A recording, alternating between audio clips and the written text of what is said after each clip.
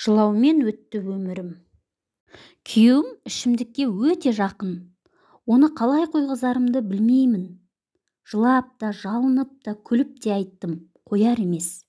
Емші, тәуіп, емхана бәріне апардым.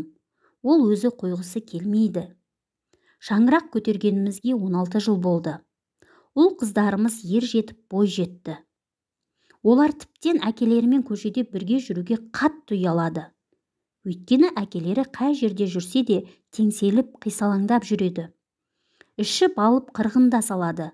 Ұрып, соғып, боқауыз айтып, бүкіл ел жұрттың алдында масқараңды шығарады. Отбасын құрды деген атым ғана, әйтпесе баға ашылмаған сорлымын. Күйеуге шыққалы көзімнен жасым тоқтаған жоқ.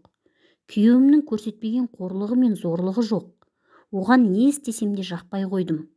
Жұмысымды да, үйдің шаруасын да, балаларымның тәрбиесін де бәрін бірге алып жүрмін осы уақытқа дейін. Ол тек үйге табыс тауып әкеледі. Басқамен жұмысы жоқ. Негізі табысы жоғары, бірақ ақшасының көбісін ішіп қояды. Менің де кінәм бар. Мінезім тұйық, жуаспын, бәріне көне беремін. Үйленгенде қаттырақ болуым керек еді. Енді ештеңе өзгермейді. Өйткені ол өз бетімен, өзінің айтқанымен өмір сүреді. Үйдегі барлық ақша соның қалтасында. Мен ешқашан ұстаған емеспін. Киімді де, тамақты да ең арзан жерінен аламын. Әйтпесе ештеңеге жетпейді. Ол үйге қажеттіге ақша қимайды. Ал араққа аямай ақша шашады. Ол кезінде мені басып алып қашқан еді. Бірақ кейін үйренісіп кеттім. Ағайын туысқа оның ішетінін, жүретінін де, ұрып соғатынын да айтқан емеспін.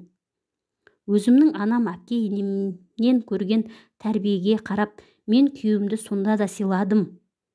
Бірақ жылдан жылға жүйкем жұғарып барады.